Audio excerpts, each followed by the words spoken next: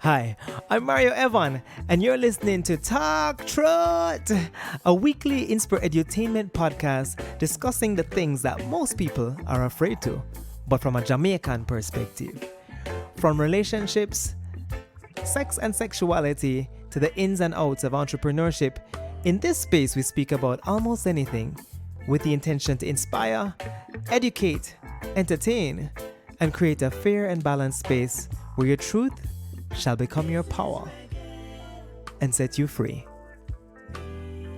Yo, my family, welcome to episode number 34 of Talk Truth. You don't know already, we're ramping up to our 40th episode. And you know, the first season was 20 episodes, and I'm sticking to that for the second season. We are at 34 now, which means we have 6 more. And guess what? May 12th will be our 1-year anniversary, and I'm really excited about that. What I'm going to do is a special episode the Sunday after that, because the 12th is not on a Sunday. So I'm going to do a special episode, dedicated to the 1 year. Can't believe.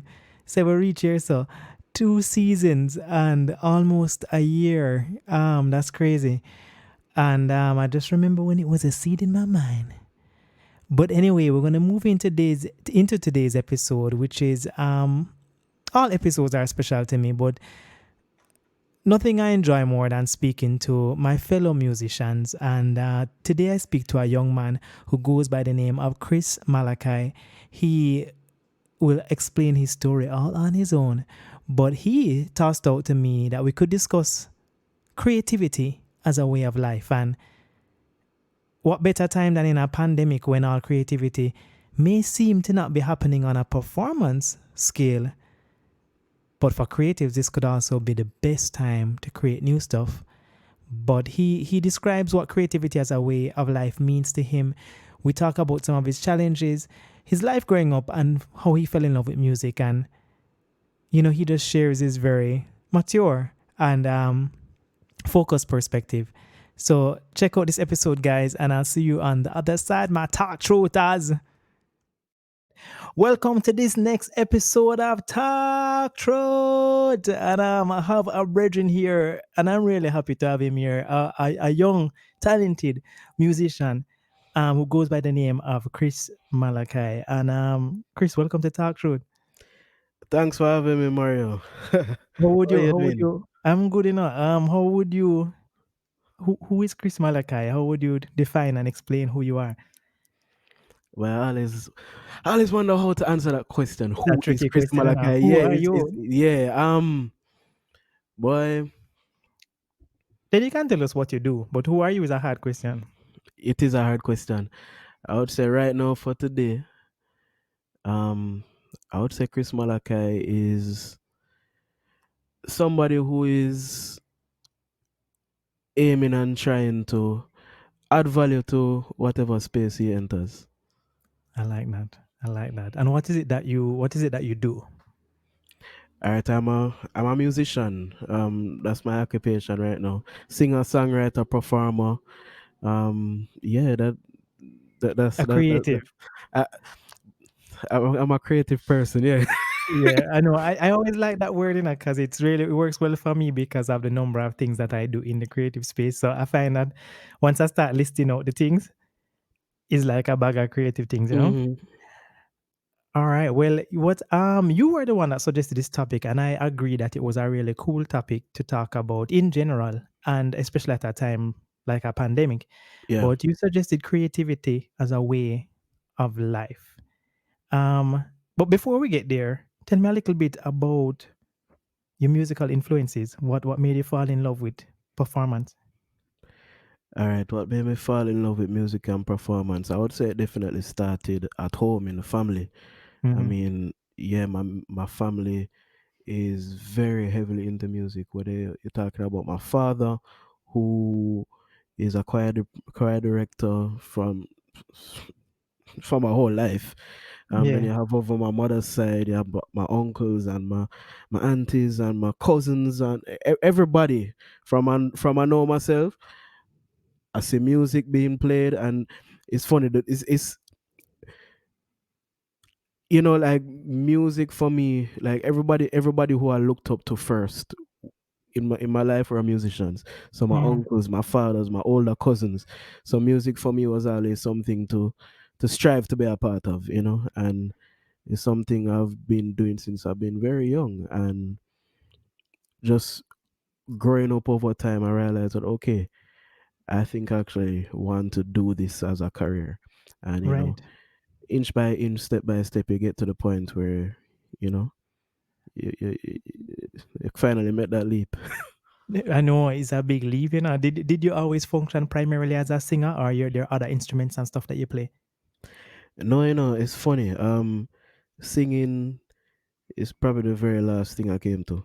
Yeah. Um, yeah, like I started out with the playing the keyboard actually. That was my very first thing. Then I started writing. I started writing before I could really sing.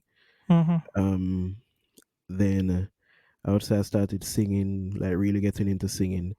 Probably like between like 16 and 18. So I feel like Okay, that's really that's relatively late, eh? relatively late for a singer. Yeah, But singing, but you were always involved in music from always involved in always, music. Yeah, right? So the influence of the music was always there and the participation. All right, but as a singer, 16 to 18.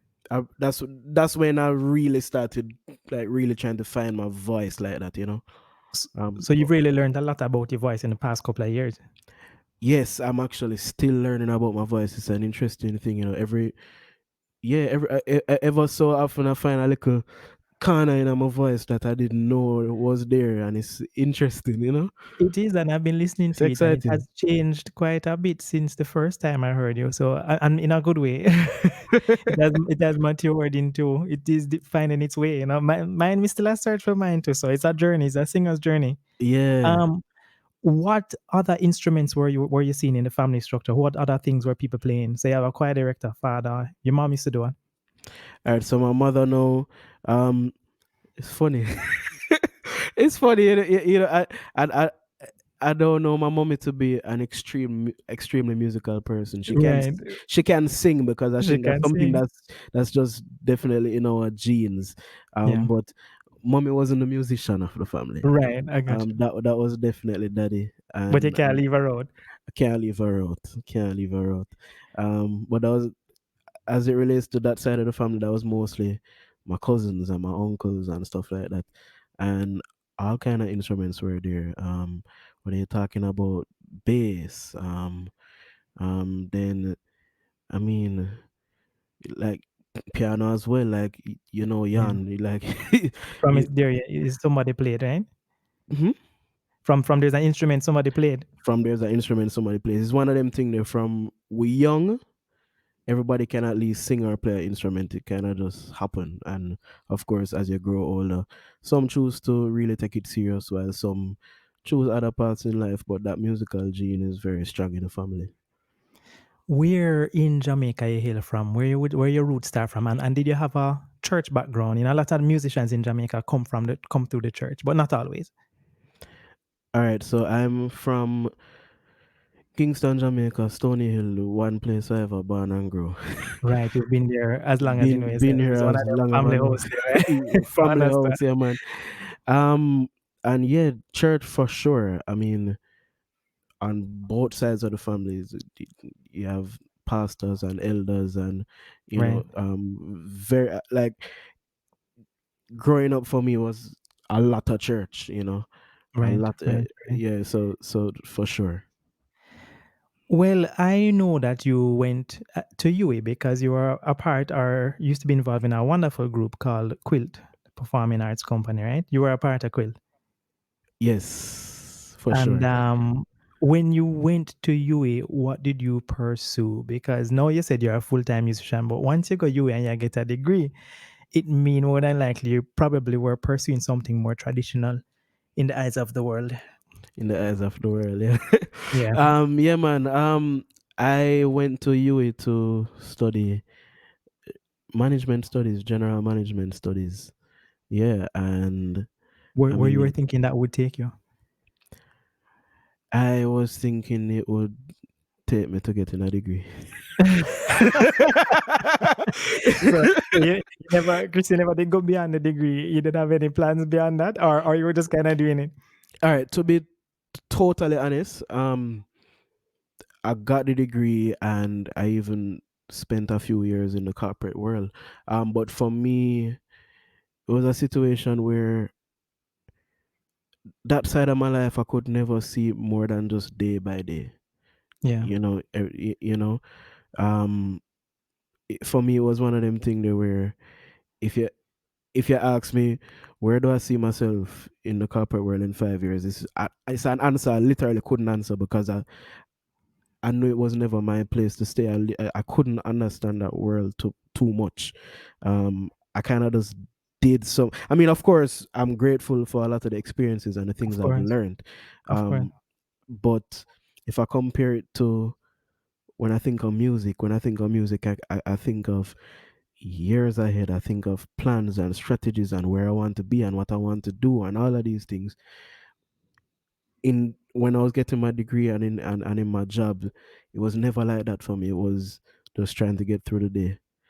Um, mm, I I like that you mentioned that, and I like what you said a while ago about when you think of music, you think far ahead and about strategies, and which will lead us nicely into it as a way of life. But I want to know from you where your pivot was, and I said that because I'm a doctor as well as a singer, but I never ever dreamed of being a doctor, but I ended up doing it, and there were moments where I had drastic turning points to music or to mhm. entertainment. Were you that kid that always wanted to be a musician in your head, but still did a degree? Or was there a moment when you're like, yo, this is it. This me want do. This me gonna do. Where was your turning point, if there was one? As I say, if I was that kid who always wanted to be a musician in my head, yeah, that was definitely me. Mm, I remember from earlier when I realized it was serious for me was actually a bit far back in high school actually when I was picking my subjects and I realized that okay, I'm picking these subjects and I'm doing these subjects, but I don't feel anything not towards a any of them. connection. The one I Yeah. felt a strong connection to was literature from Mm-hmm. earlier, yeah, because the poetry and just that love for language that I always had. And I remember when something sticked, when something, when I realized that something was a little different, was I had some friends who always did music with in school and stuff like that, Mm-hmm. and I realized that they were able to find subjects that they actually loved. They actually loved maths and they really did enjoy history and You could see the excitement in you them could see the around it. excitement Yeah. with them. But for And me, you weren't really like, I no. was just trying to figure it out. It was always music for me. I mean, back then I can't tell you that I knew I wanted to be an artist because at that time I wasn't fully singing really. Right. But I knew the love I had for music. You And don't mind. No, no, go ahead. You know the love you had for music and yeah, and then yeah, it was this thing. I kind of kept the extent of that love to myself because mm, it kind of hard sometimes to tell people that the one and only thing you want to do is the one thing that might not work out. you right, know, the one thing that people perceive as unstable and not yeah, secure. So that's you the just never one thing thought I they would want to do. understand. Yeah, Mhm. and but eventually, and when I say eventually, I mean years. You know, I start inching and inching into it and start to embrace that side of me more until now I'm here and it's an interesting thing because it's like all the people I thought who wouldn't understand, they're some of the They more supportive people right now. they get it, they get it. Alright, that's interesting. You don't mind sharing how old you are now, and if you don't want to, that's fine, 'cause I tend to not share age because, musicians like to stay young and sprucey, we have to last a long time. So, but I mean, if you don't mind sharing, you can let us know. I don't mind actually. I'm 26. All right, and I'm that's okay. 26. You're still young and sprucey. Still That's right. young. All right. So 16 to 18, you said you were really getting into singing. So you're 26. So that's about 8 to 10 years of I guess getting into the voice that you have now. Yeah. Tell me about support. So you worked a bit And what happened after the corporate world, and how long ago was that? Was it I'm quitting and I'm going for it? Yeah. All Or right. them So them lay you off and you say, you know what, I'm gonna go back, I'm gonna do what I love. no, all right. So after university, I graduated university in 2015. Yeah. Mm-hmm. So I spent around 4 years in the corporate world doing different jobs. The last job that I was in there for around 3 years, and I actually ended up leaving. Mm-hmm. And it was a whole process, all of it. To get to that point. Mm-hmm. Yeah, starting from, well, from initially when I started the job. Uh, I started the job at a bad place for me because, it did. Let's just say I was expected to start here, Mm-hmm. and I ended up started a whole different place, and that did In a terms of the actual area in the company you wanted to work in, they yeah, placed you somewhere that you didn't really yeah. align to, I but you took the didn't job. align to, but I took the job same way. Yeah, we'll make that Um, money. but then so I started kind of bitter, but then Mm-hmm. going out as the time went on, I realized that okay, I'm here for a little while. I can't be bitter all the time. So then I found a way to, really Change learn your to perspective, yeah. change my perspective and stuff like that. But then stuff that changing back again, and then it really got to this point where towards the last of my job, it's like the veil just fully removed. Right, Started seeing everything for what it really was, and I got to that point where, and it's funny, when I left the job, it wasn't my first time feeling like that in a job. Uh, right, so I thought, okay, I'm at a point now where I actually know what I want to do, and I've always known what I've wanted to do. mm-hmm. And at this point now, I was in a little bit of a little better position because the project that I was working on at the time, it was basically done.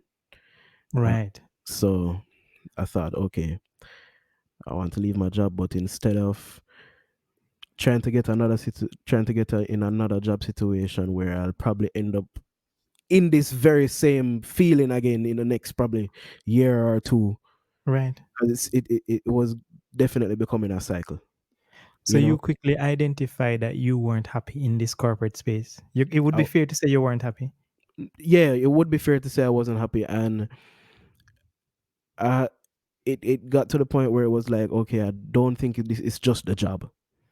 I You think ever it's suffered any kind of depression or sadness? I don't want to call it depression because it may not have been as extreme as depression, but just like a low mood you can from call it being in depression, this. You can call it that, You right? can Good. call it depression. I mean, to be fully transparent, I mean, I remember coming closer to the end of that job. It was a situation where I've had times when I'll be at my job, I'll be at my desk, and I'll just get up and go into the bathroom and just cry, and then come back and then just continue my work, and nobody would know. Yeah, you no, know, bec- I appreciate that. Yeah, because I really felt that I felt like I was really losing a lot of my identity and a lot of myself in there. oh gosh, preach. Yeah, yeah. You feel like you're losing your soul. Oh gosh, man, yeah, And guess sure. what? A lot of people lose their souls in corporate jobs who have other desires that they don't get to fulfill. Yeah, I mean, there was one particular lady who was so supportive when she found out that I wanted to do music because, she was saying, she always wanted to be a teacher, and this is an older woman, and she Exactly. kept saying, and she was just like, Chris, boy, I still wish I was a teacher, So you and sense this the is regret. She had a lot of regret in her. yeah, and she told me, so she was saying, if this is really what you want to do, Chris, then go ahead and do it because, a lot of people don't quite find out what they really love in life. Yeah, So, yeah, yeah. so Some if you people. are in that position, then embrace that. It might be risky, of course, but you have to do what. At the end of the day, all you have is you and your decision. So you have to do what you know is right for you. Yeah, I believe the regret can be more painful sometimes. All right, so a corporate, so you pretty much said 4 years. So the corporate space would have brought you into 2019, it sounds like. Yes. So, but at this point, I know 2020, we are in April right now. You have released a 7 track EP called The Messenger, Mm-hmm. and you have a music video out called Ball right now. You have a lot of things going on, which means that these things don't happen overnight. I know what the creative process is like. So, what is happening in the background? This is before In the you back. stop working in the background in these past couple of years of Chris Malachi. When did you become Chris Malachi? Because I became Mario Evon, and since I am Mario Evon Guthrie, I became Mario Evon specifically in 2008 when I was at Berklee College of Music. It was, I chose to use first and middle name, and I embraced reggae soul singer songwriter as me. When did you become Chris Malachi? All right, Chris Malachi. Um, all right, so interesting story actually. A lot of people don't know yet that Malachi is actually not a part of my given name. Right. Um, Malachi is an a name that I found. I would I say probably probably around 2014 back then. If you know, might maybe give or take a year. And it has a Um, cool meaning, which I know you're going to tell It us. has a cool meaning, which Mhm. means the messenger, God's messenger, one who is charged with a message. And Mhm. yeah, the the way it happened was such a a supernatural kind of thing to me, where I started looking for a name that I wanted to use as my artist name. Mhm. And boy, I remember once I was in church and that name Malachi was dropping on my spirit. And at the time, I only knew you just know the name from the Bible and stuff, but I didn't know Exactly. what it meant. But then I look it up, I look up the meaning, and when I saw the full breakdown of it, it resonates with me in such a deep way that it really, you, you know, when You something just wanted catch it a to be, fire. yeah, man. You wanted it to be a part of your thing.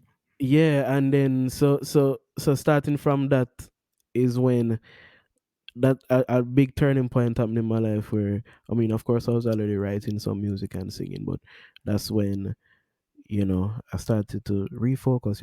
I went to the drawing boards and started thinking about getting more deliberate. And what do I really want to say? Who do I really want to talk to? And starting trying to really understand that part of myself, and then eventually, you know I mean, at that point, to be honest, I wasn't yet fully vocal about me wanting to be an artist, but it was from that point on, then I started to tell my friends and my family, and that's when I eventually reached out and met JLL, and we started That working on was it. This them. was 2014, or we were later. I don't know. We are now in 2015.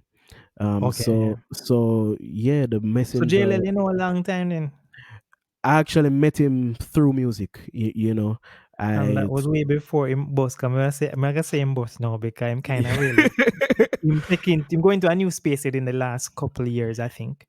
Well, I would say this.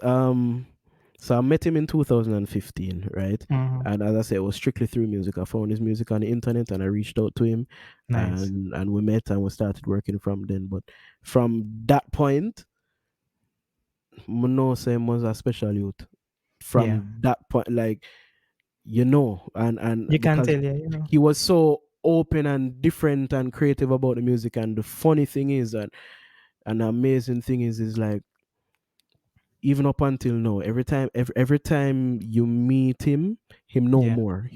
He's always right. growing. So Always if I growing, if right? if, if I see him today, and I don't have a session with him for like 2 weeks or a month, I He come might back and him, change, him, him know so many more different things, and I'm like, brother, what's going on? but that's But good it's though. a constant growth, and that challenged me to keep growing and as well.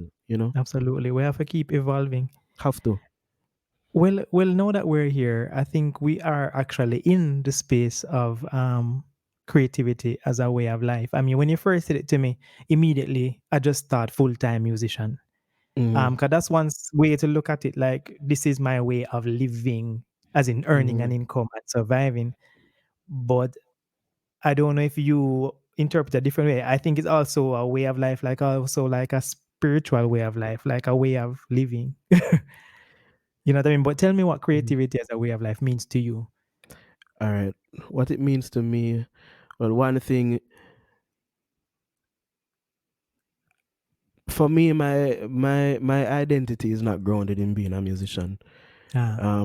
At least not my full identity. Mm-hmm. So I think me embracing creativity allows me to be a musician. Um, and that's just one expression of it. But creativity as a way of life, for me, look at all different aspects of life. It's in your conversations, it's in your dress, it's just how you function every day. It's how you have to make do with limited resources. You know, Right. it's it's Right. it's Turn on and make fashion, kind of it's everything is exactly, creativity, right? and that's something that we all do. We all have to do at some point in life to get by, more than we even would care to realize And I think sometimes. as Jamaicans, we just have it embedded in our We culture have too. it I think it's embedded just in one of our those culture things we for do, yeah. sure. Mm-hmm. I don't limit creativity to just the fine arts. you know Right, right, right, Sometimes, and right now I'm at a point where, for me, creativity is very fluid. So so here I am now in this full-time musician life. I have to employ creativity when, for instance, yeah, the song done, but I have to be thinking about marketing now. I have to be right, thinking about, how do I get this video done when I have literally no money, but I still right. want to get a worthy product, because because Let because me tell you. because Mhm. to be honest, people don't care about the makings of things. When they see a video, if it's a bad video, they're not going to say, this video is More terrible, but he right. never have no money, so you know Right, right. it's, It's a low budget video 'cause it was broke, but no, they're not saying that. no, It just that Chris is attached to a bad video. Yeah, it's just a bad video. just But a bad video.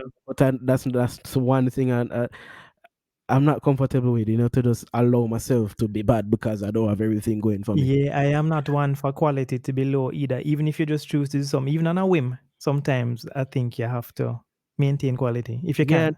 yeah, and that, all right. So the thing now, you find that, you see, when you have limited resources, you cannot hide behind your resources. Um, so you can't use certain things as a crutch. So you have to know your craft. You have to know how to be resourceful. You have to know how to, as I always said, creativity is where 2 + 2 = 5. Um, Exactly. And yeah, let's apply this to even your video that you just did. I mean, the utilization of a performing arts group that you were formerly in. I mean, you don't have to give us all the details of that, but I would imagine that they are your creative family. And when you say, yo, video I'm gonna make gonna compose up in a this, and then probably were like, yeah. So I mean, again, you don't have to give all the details, but I can imagine that's also you being creative. And yeah, yeah, for sure. Because Quilt. Well, all right. So Quilt is definitely one of those groups who help me to understand just how much we are creative as people. Because if you've ever seen a quilt show, I sure have. Quilt, Hmm. I'm sure you have. Quilt doesn't always have a set.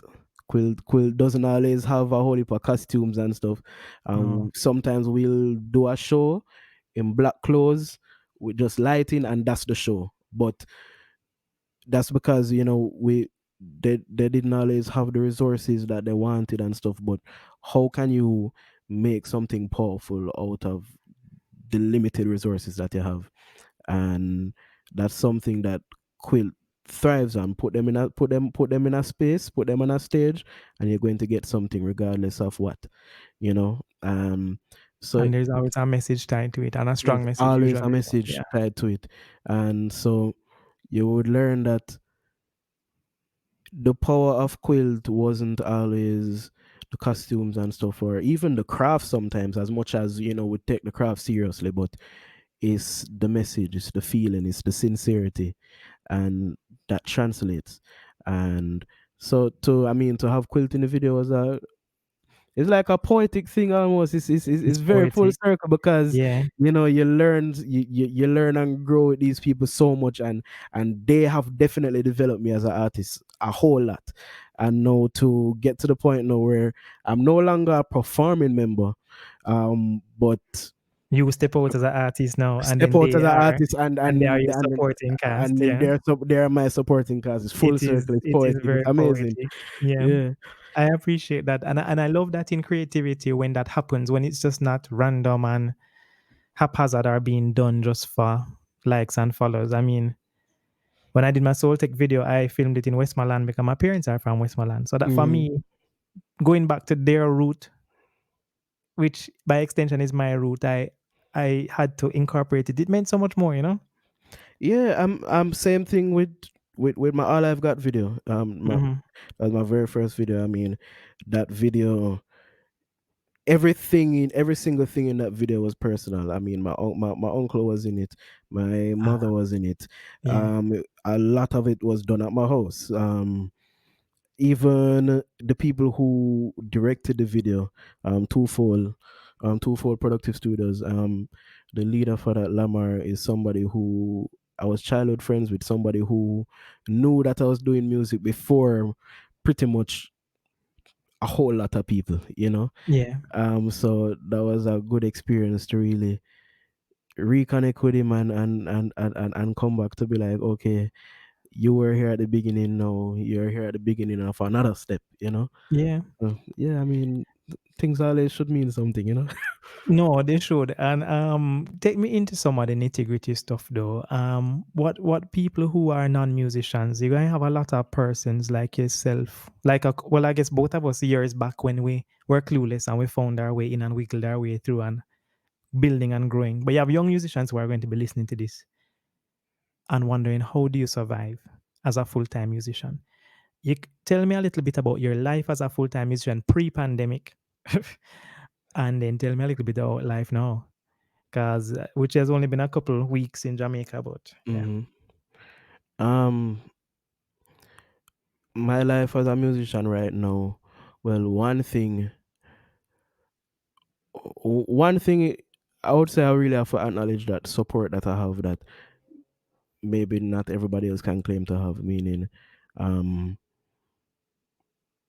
the truth of it is, I have parents who can, afford to kind of ease some of that weight from Burden, me. yeah. Yes, I Are they mean, okay with you being a full-time musician? They wanna um, kick you out? What? no man. I mean, Yeah. I when I say no man, I mean no man. Them don't want to kick me out. They've not threatened you yet. I No, don't get no, that no, because a real job. it was a process, you know. I mean, I didn't just get up and be like, okay, I'm done with everything, music time. It was, I mean, they knew that I had these things on my mind for years before now, and the step by step over time, they saw what I was able to accomplish with Yeah, limited with very time and little. Mhm. resources, and then they started to really see that I was very serious, until it got to that point where I was like, okay,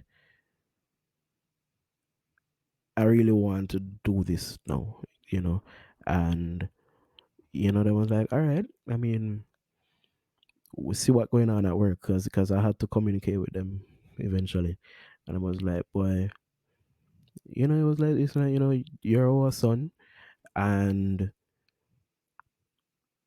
we know that whatever you're trying to do, you really putting your all to it, and it might not have been what we fully envisioned at first, but at the end of the day, we see that you're here now and you're very serious about it, so we'll support as much as we can. And I remember one of the most supportive positions I've seen them take is to be like, and they said it to me and said, okay, Chris, where you are right now, this is your investment stage. You have a job, you have a career, but this is your sowing seed stage. So I understand if you're not making all the money in the world right now. That's how businesses grow, that's how entities grow, so we're investing with you, and over time we're sure it's going to grow. And to hear that come from your parents is a very assuring thing, you know. Yeah, man, no man, bless God for that kind of support, Chris. That's a big deal. I mean, not only do they respect your happiness and or your unhappiness in the job, they appreciate the effort you are putting in, and they're giving you that space to build a business, which is your music business. And Yeah, that's huge. That's huge. A lot of parents, especially in the Caribbean, not making that happen all around the world. But yeah, grateful, and I'm very grateful for it. And one thing I'm also grateful for is that where they don't understand, because I mean it still can be difficult sometimes, I'm sure. But yeah, they try to understand, you yeah. know. It's not a space that they would fully get. Yeah. Yeah, it's not a space that they would fully get, but they try as best as possible to be open. Sometimes we sit down and have conversations about what I'm trying to do and stuff like that. So they can And see a plan and not so they feel like you're just floating. Yeah. hmm Hmm. exactly. Um so yeah, man, I'm very grateful for their support. Very, very But grateful. support aside, what persons like yourself and like Jazz Elise and the young musicians, you have gone the path of artist. Hmm. And I always have this conversation with people because even though I see myself as an artist, I still do a lot of corporate functions. Yeah. So I still function in that capacity where I'll do weddings and funerals, which sometimes irks the hell out of me. But when you go Hmm. artist full speed ahead, a lot of times you don't get hired in that space or you don't want to even be in that space because that's not Hmm. what you're trying to accomplish. Hmm. How do you navigate that making money when you're growing and people don't yet know who you are? And you know, it's like the exposure phase of the game. Yeah. Well, for me, it has been a lot of first moves, you know. I mean, I can't speak for everybody else, but for me personally, I have been a lot of times I'm fine with reaching out to, you know, I see a show going on that I like, I'll find out who the promoter is and be like, hey, I'm this person, I would really love to be on your show. And you know, a lot of it for me is not only reaching out, but showing up. Like, you know, it's one thing to pitch yourself, but it's another thing to To deliver. when it's another thing to deliver. So it's Mhm. that balance where I have to make sure that as much as I'm reaching out and pitching out and letting people know that I'm interested in doing all of these things, is for when people respond, I'm in that place to fully deliver and sometimes even over deliver, you know. So people come to me and say, all right, you know, all right, we can give you a thing, but I mean, I mean, we granted, I didn't really, know you for a long time, but remember what you did with this show. I said something on the Anita Instagram post that you made, and you direct message me and say, "Yo, thanks, brother. Big up for the comment. Yo, I'm like your show. I can depend on your show." Like exactly. you literally just pivoted my compliment to you and turned it into a request to come on the show. And since you're not a stranger to me, I'm like, oh yeah, that would be cool. And you made it happen. But I appreciate that as a musician as well. 'Cause you have to be proactive.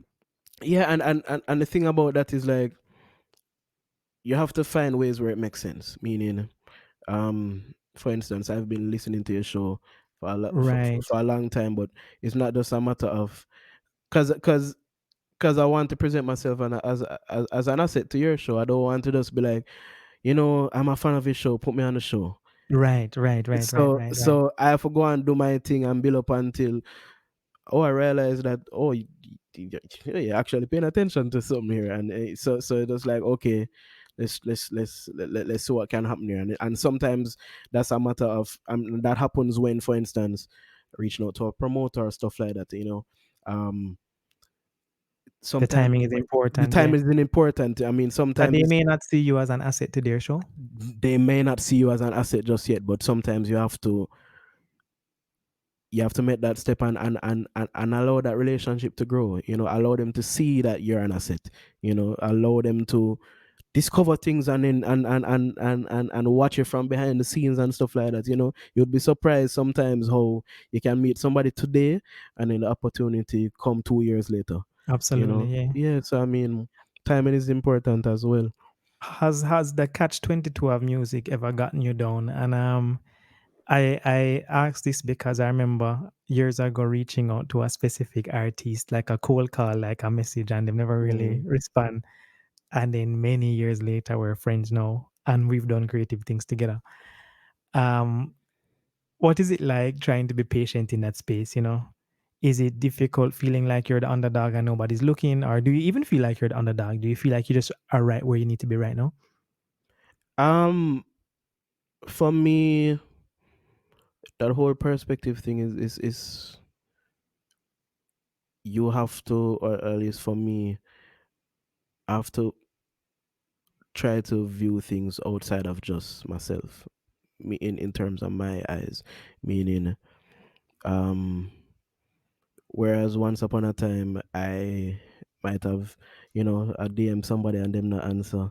Them say, yo, them just a fight on the thing, and them no want to Yeah. them no want to say upcoming youths prosper and thing, them just bad mind and them Right. can't hunger my talent. Right. Um Right. Get it's cocky. like yeah, Yeah, yeah, I I know the mean, way there.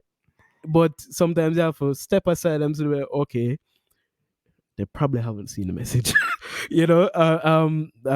And sometimes even if they do see the message and somebody don't reach out to you as you would hope, then you have to say, okay, this is not a personal thing. If somebody wants to work with me, they have to see the use in working with me, and you have to really put things into full perspective and understand where you are right now. So, for instance, I'm an upcoming artist, right? And of course, you still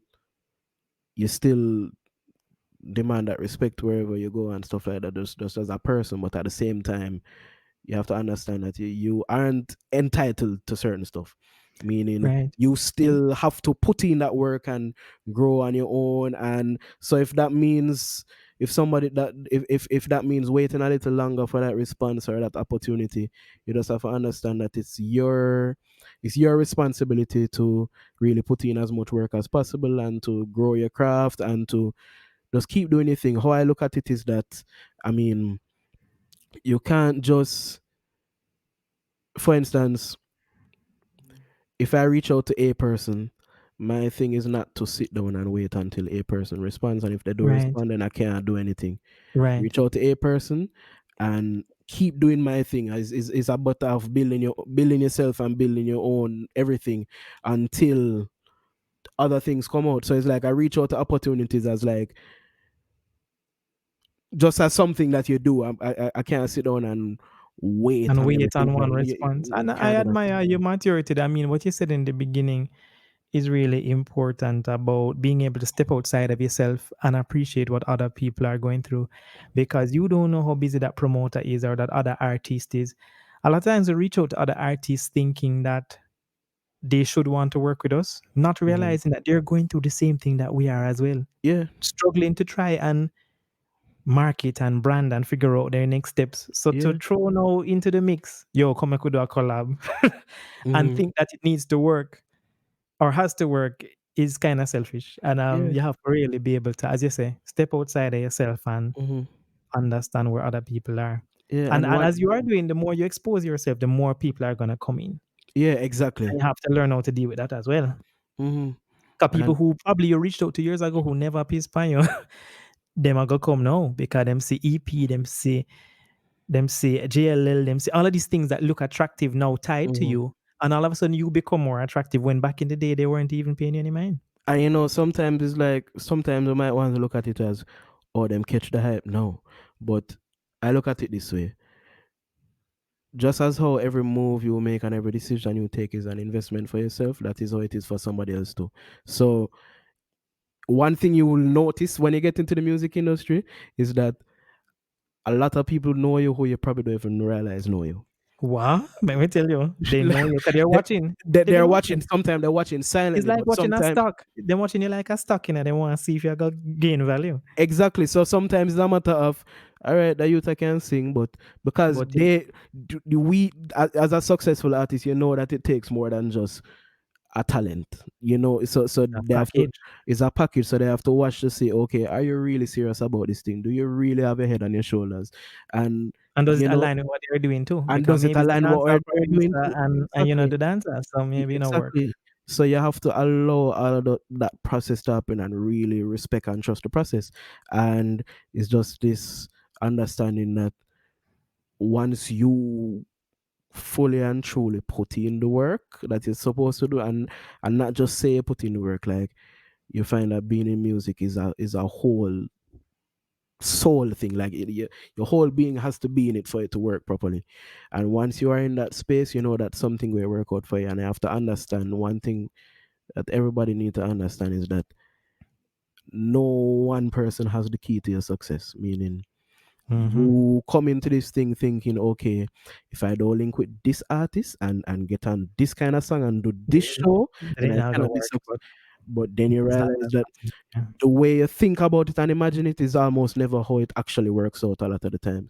But you just have to understand that the only thing you can really control is yourself and what you put into things. So you might not get the opportunity that you expected from A artist, but sometimes you get it from D artists who bring it to this and some routes Right. So that the you would both, never even yeah. imagine. But the one thing that stays constant is that you're somebody who has to be putting in your work and growing, and then you allow the opportunities to come from that.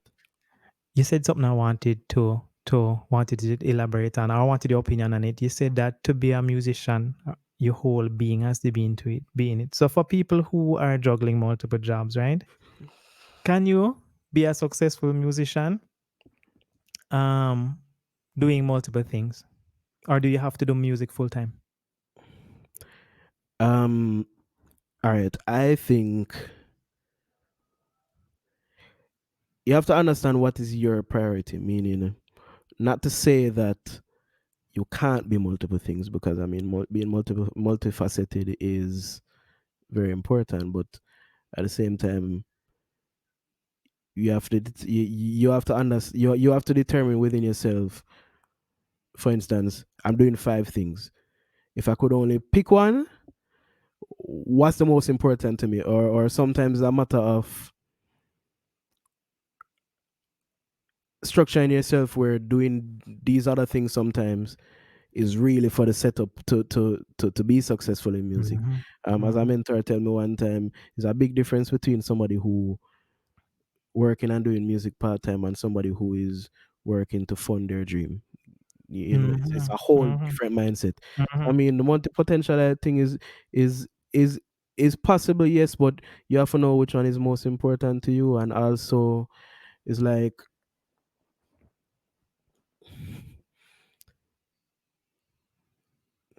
yeah.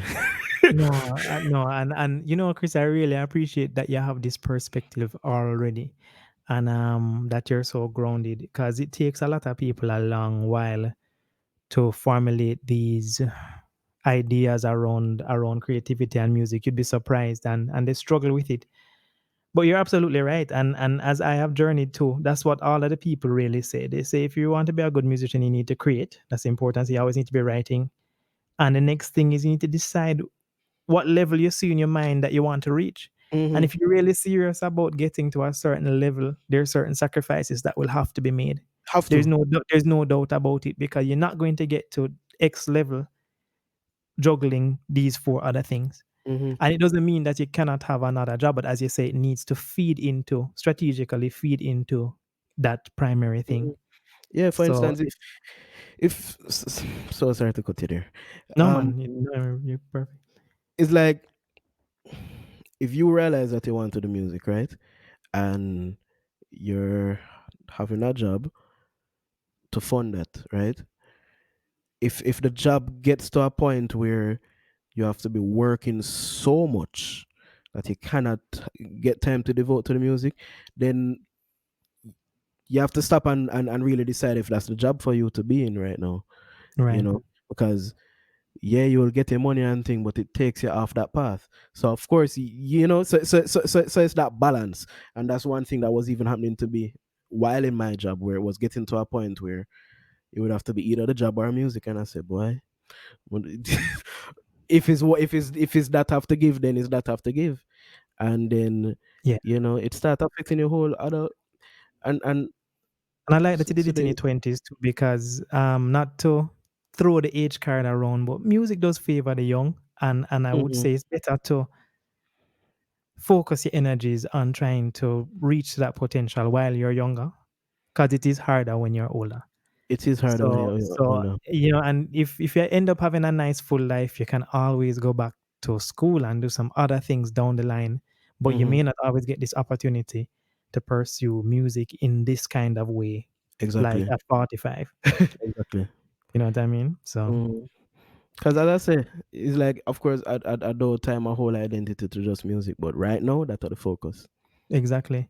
All right. So Chris, make we do some wrap up. So coming back to our topic, creativity as a way of life. What are some of the tips you'd want to give to young creatives out there? I don't know, just to ground them. You've said so many in the episode, but if you can do a little recap or add on a couple things, what are some of the things that stand out in your mind that you'd want to tell a young creative coming up? Well, I would say, coming back to the topic, is that your that power of creativity that you have, don't limit it and don't underestimate it. Sometimes we think as artists that you're it doesn't stop at just you singing or you writing.